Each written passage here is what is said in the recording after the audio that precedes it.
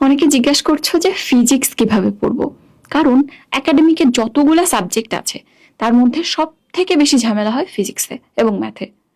তো ফিজিক্সের ক্ষেত্রে যদি তুমি চিন্তা করো, ফিজিক্সের পড়াটা কিন্তু বেসিক্যালি দুইটা পোর্শনে ভাগ করা যায়। প্রথমত থিওরি, যেখান থেকে কিছু এমসিকিউ আসে দেখবা, এবং প্রশ্ন নম্বর ক এবং খ, কোন সৃজনশীলে ক এবং খ যেখান থেকে হয়। অর্থাৎ যে জিনিসটা অ্যাকচুয়ালি পড়ে ফিল করতে হয়, যে জিনিসটা অ্যাকচুয়ালি কি, এটার সংখ্যা কি, এটার মাত্রা কি, এটা কিভাবে আসলো, এরকম জিনিসগুলো থিওরি। আরেকটা পোর্শন থাকে ম্যাথ, এমসিকিউতেও ম্যাথ থাকে, আবার গ এবং ঘতে সৃজনশীলের ক্ষেত্রে ম্যাথ থাকে। এই দুইটা ব্রডলি হেডিং এ ভাগ করা যায় ফিজিক্সটাকে। তো এই ক্ষেত্রে যদি থিওরির কথা বলো, থিওরিটা কিছুটা মুখস্থর জিনিস, যেমন একটা ডেফিনিশন তোমাকে মনে রাখতে হবে, মুখস্থ না বললেও তোমাকে মনে রাখতে হবে। এবং সব থেকে ভালো হয় তুমি যদি অ্যাকচুয়ালি কনসেপ্টটা বুঝে মনে রাখো, তাহলে কিন্তু বোঝা জিনিস কখনো আর ভুলে যাইতে হয় না। এবং থিওরির ক্ষেত্রে আরেকটা টাইপের জিনিস আসে, সেটা এরকম ডেফিনেশন না, ধরো তোমাকে বলবে যে কাজ এটা দুইটা ভেক্টর নিয়ে তৈরি হয়, কিন্তু জিনিসটা কেন স্কেলার, এরকম একটা প্রশ্ন আসতে পারে। তো এইখানে কিন্তু তোমার সূত্রের অ্যাপ্লাই করতে হবে, জিনিসটা তোমাকে বুঝিয়ে দিতে হবে। তো এইটাও থিওরি, বাট একটু কমপ্লিকেটেড, বা তোমাকে জিনিসটা অ্যাকচুয়ালি বুঝতে হবে। তো এই দুই টাইপের থিওরি তুমি প্রথমত বই থেকে সুন্দরভাবে পড়বে, এবং অবশ্যই যে জায়গাতে সূত্র লাগে সূত্র পড়বে, যে জায়গাতে যুক্তি লাগে যুক্তি দিতে হবে। তো এই ক্ষেত্রে সব তো পড়া যাবে না, সব তো ডেফিনেশন মুখস্থ করা সম্ভব না।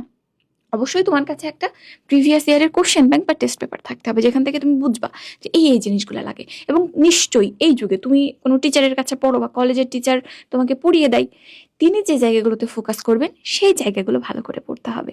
কারণ স্মার্ট স্টুডেন্টরা কিন্তু জানে যে পড়াশোনার বা পরীক্ষাতে ভালো করার আসলে কোনো শর্টকাট নাই, বাট স্মার্ট কাট ওয়ে আছে। এবং এই স্মার্ট কাট ওয়েটাই হচ্ছে যে কোন জিনিসটা ইম্পর্টেন্ট, কোনগুলা লাগবে এটা আইডেন্টিফাই করা, কোনগুলো কম ইম্পর্টেন্ট লাগবে না সেইগুলো একটু কম পড়তে হবে, ইম্পর্টেন্ট জিনিসগুলাই বেশি পড়তে হবে। এরপর আসে ম্যাথমেটিক্যাল পোর্শনটা। এখন তোমার কাছে ধরো একটা মেইন বই আছে, এইচএসসির ক্ষেত্রে ইসাক স্যারের বইটাই আছে, তুমি থিওরি পড়ে সূত্র মুখস্থ করে ফাটাই দিলা, কখনো ম্যাথ অ্যাকচুয়ালি পরীক্ষাতে যেরকম আসে কখনোই প্র্যাকটিস করো নাই।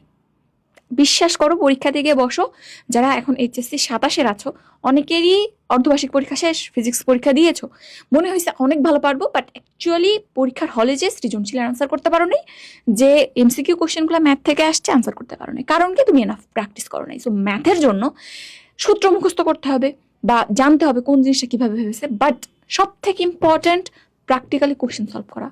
এবং তার জন্য বোর্ড কোশ্চেন, বিভিন্ন কলেজের কোশ্চেন, স্কুলের কোশ্চেন, এগুলাই মোস্ট ইম্পর্টেন্ট। তুমি একটা টেস্ট পেপার ধরো, একটা চ্যাপ্টার পড়ার পর, থিওরি পড়ার পর, সূত্র মুখস্থ করার পর, ওইখান থেকে 30-40টা সৃজনশীল সলভ করো, আর কিছু লাগবে না, কোথায় আটকাবা না। বাট তুমি যদি এই কাজ না করো, পুরো বইয়ের থিওরি সব ভাজা ভাজা করে মুখস্থ করে ফেলবা, তুমি হাই কনফিডেন্স, একদম 100% কনফিডেন্স নিয়ে পরীক্ষার হলে যাবা, বাট কোশ্চেন দেখে কিচ্ছু হবে না। এটা কিন্তু কমনলি সবার ক্ষেত্রেই হয়, আমার ক্ষেত্রেও। আমি যখন ক্লাস 9-এ অর্ধবার্ষিক পরীক্ষা দিয়েছি, আমার ক্ষেত্রে একই কাহিনী হয়েছে। আমার মনে হয়েছে বইতে আমার কোথাও কোনো গ্যাপ নাই, বাট যে কোশ্চেন দিয়েছে আমি কখনো প্র্যাকটিক্যালি ওই জিনিসটা সলভ করিনি। সো এইটা ম্যাথ এবং ফিজিক্সের ক্ষেত্রে খুব important. Practice, practice and practice, practice ছাড়া ম্যাথ পারবেই না।